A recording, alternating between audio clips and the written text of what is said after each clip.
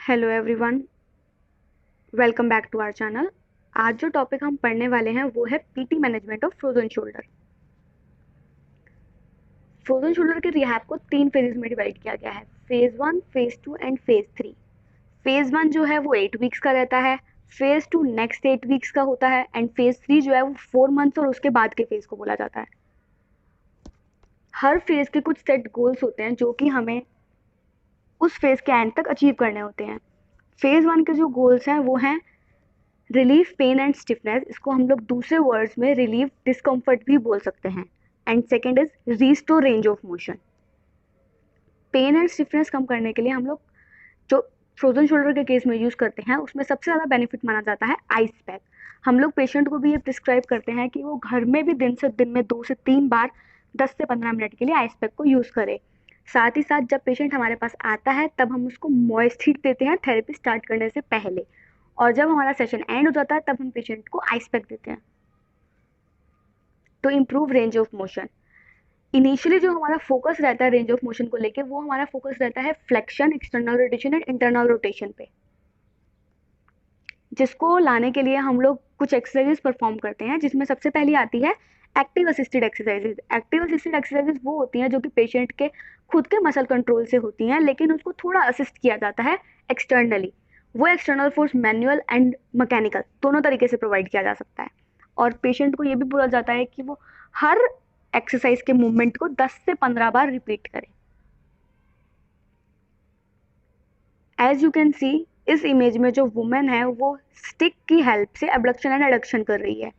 Similarly हम लोग stick की हेल्प से ही फ्लेक्शन एंड एक्सटेंशन भी कर सकते हैं, और हम लोग अगर चाहें तो स्टिक की ही हेल्प से इंटरनल एंड एक्सटर्नल रोटेशन भी कर सकते हैं। स्टिक जो है एक मैकेनिकल का काम कर रहा है, अगर हम लोग चाहें तो ये मैन्युअली भी दे सकते हैं और थेरेपिस्ट खुद भी पेशेंट को असिस्ट कर सकता है मूवमेंट में। नेक्स्ट आती है passive range of motion exercises. इसको करवाते टाइम कुछ चीज़ों का ध्यान रखना ज़रूरी है कि जो रेंज ऑफ मोशन है वो उतना ही लिया जाए जितने में पेशेंट को पेन ना आए। साथ ही साथ थेरेपिस्ट और पेशेंट दोनों ही कंफर्टेबल पोजीशन में होना चाहिए। दोनों में से किसी को भी पेशेंट जो पोजीशन है वो अनकंफर्ट नहीं होनी चाहिए जिसकी वजह से उनको पेन आ जाए। पैसिव रेंज ऑफ मोशन को करवाने के लिए हमारी जो ग्रिपिंग है वो काफ़ी अच्छी होनी चाहिए कि हमारा हाथ जो है पेशेंट का वो बीच में नहीं छूट जाना चाहिए, कि मूवमेंट के बीच में ना छूट जाए। ट्रैक्शन भी पूरी तरीके से मेंटेन किया जाना चाहिए। As you can see, flexion and extension movement, internal and external rotation and abduction and adduction. Next is stretching exercises. Frozen के केस में सस्टेन टाइप ऑफ स्ट्रेचिंग दी जाती है जिसको 10 से 15 सेकंड के लिए होल्ड किया जाता है और धीरे धीरे टाइम को इंक्रीज कर दिया जाता है। जो स्ट्रेचिंग है वो सेल्फ एंड पैसिव दोनों तरीके से की जा सकती है। एज यू कैन सी, इस केस में पेक्टोरल स्ट्रेच जो है वो पैसिवली दे रहा है, सिमिलरली पेशेंट खुद भी कर सकता है। इंटरनल रोटेटर स्ट्रेच ये पेशेंट खुद कर रहा है। इट डिपेंड्स कि पेशेंट की खुद की क्या स्ट्रेंथ है। अगर पेशेंट चाहे तो वो खुद कर सकता है, पेशेंट चाहे तो वो पैसिवली भी करवाया जा सकता है।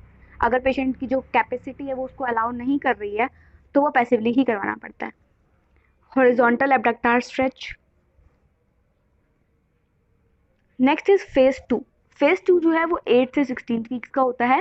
फेज 2 को प्रोग्रेस करने से पहले हमारे को कुछ चीज़ों को चेक करना पड़ता है, जिसमें सबसे पहली आती है कि शोल्डर का डिस्कम्फर्ट और पेन जो है वो उसमें इंप्रूवमेंट आ जाना चाहिए, जो कि हमारे फेज 1 का गोल था। सेकेंड इज शोल्डर मोशन में भी इंप्रूवमेंट आना चाहिए। And last is satisfactory physical examination मिलना चाहिए, जैसे कि इन्फ्लामेशन के जो साइंस रहते हैं वो कम हो जाने चाहिए। फेज 2 के जो गोल्स रहते हैं जो कि हमें at the end of the 16th week हमको अचीव करने होते हैं, उसमें सबसे पहला आता है शोल्डर मोशन को इम्प्रूव और मेंटेन करना हर प्लेन में। एज हमारा फेज 1 में जो मेन गोल था इनिशियली वो हमने लिया था flexion and external internal rotation पे।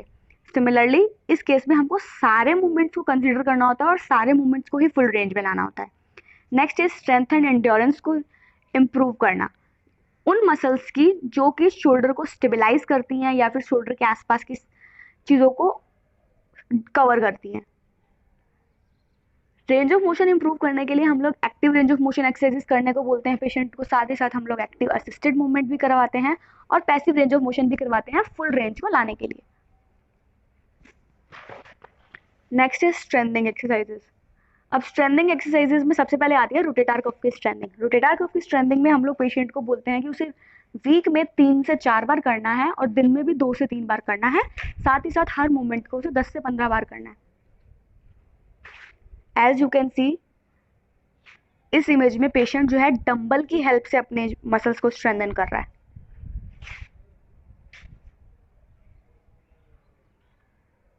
Next is isometric exercises.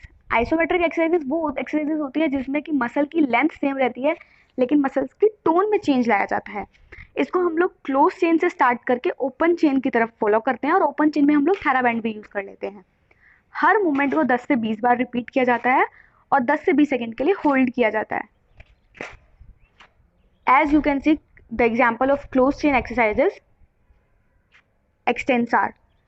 इसमें पेशेंट को दीवार के साथ खड़ा होना होता है और अपनी एल्बो से पीछे की तरफ पुश करना होता है। इस केस में जो मसल है लेंथ की वो चेंज नहीं होगी, एज जो पार्ट है वो स्टेबल है, वो अपनी जगह से मूव नहीं कर रहा है। Similarly for the abductors and the flexors. Now coming to the open chain. Open chain kinematics वो होती है जिसके अंदर जो डिस्टल सेगमेंट होती है वो मूव करती है। नेक्स्ट इसमें सबसे पहले आ रही है external rotator. As you can see patient जो है वो थेराबैंड से अपने मूवमेंट को एक जगह पे ला के देन स्टॉप कर रहा है, यानी कि डिस्टल सेगमेंट जो है वो मूव कर रही है। रिस्ट जो है वो मूव करी, उसने थेराबैंड को खींचा और उस पर्टिकुलर पोजीशन पे लाके अगेंस्ट रेजिस्टेंस उसको स्टॉप करके रख रखा है। Similarly for the internal rotator, abductors, adductors, extensors and flexors. Next is eccentric exercises. Eccentric exercises वो होती हैं जिन्हें अगेंस्ट ग्रेविटी फास्ट और विद ग्रेविटी स्लो मूवमेंट ऐसे भी हम लोग डिस्क्राइब कर सकते हैं। As you can see patient जो है वो पुल्ली के साथ जो है वो फ्लेक्सर्स की इसेंट्रिक कर रहा है। वो ऊपर तो बहुत जल्दी लेके जा रहा है लेकिन नीचे बहुत स्लो स्लो लेके आ रहा है। सिमिलरली फॉर द एब्डक्टर्स, आप इस केस में जो है पेशेंट ने एल्बो को 90 डिग्री फ्लेक्स कर रखा है एंड देन वो एब्डक्शन कर रहा है। एब्डक्शन जो है वो बहुत स्लो कर रहा है लेकिन एडक्शन जो है वो बहुत धीरे धीरे धीरे धीरे धीरे धीरे कर रहा है।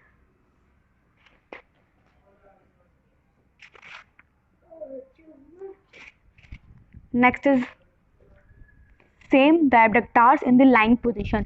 लाइंग पोजीशन में सिर्फ एक ड्रॉबैक ये रहता है कि लाइंग पोजीशन में सिर्फ 90 डिग्री तक ही वो मूवमेंट अगेंस्ट ग्रेविटी होता है, उसके बाद वो विद ग्रेविटी होने लग जाता है। External rotators.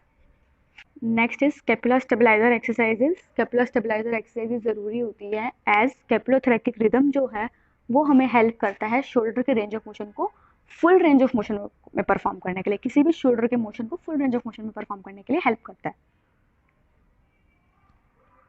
As you can see elevation, retraction. Similarly हम लोग जो बाकी स्केपुला के मूवमेंट्स रहते हैं हम उन्हें भी परफॉर्म करते हैं।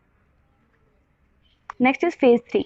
फेज 3 में प्रोग्रेस करने से पहले कुछ क्राइटेरियाज रहते हैं जो जिसमें सबसे पहला आता है significant functional recovery off shoulder motion, यानी कि जो शोल्डर का मोशन है वो ऑलमोस्ट फुल रेंज में आ जाना चाहिए। नेक्स्ट इज पेशेंट को एडियल एक्टिविटी करने में कोई प्रॉब्लम नहीं आनी चाहिए और पेशेंट जो है वो अपनी एडियल एक्टिविटीज को परफॉर्म कर पाए। Resolution of the pain, shoulder में जो भी पेशेंट को पेन रहता है मोशन करते टाइम या फिर जो भी था वो सब कुछ रिजॉल्व हो जाना चाहिए। एंड सेटिस्फैक्टरी फिजिकल एग्जामिनेशन हमको मिल जाना चाहिए।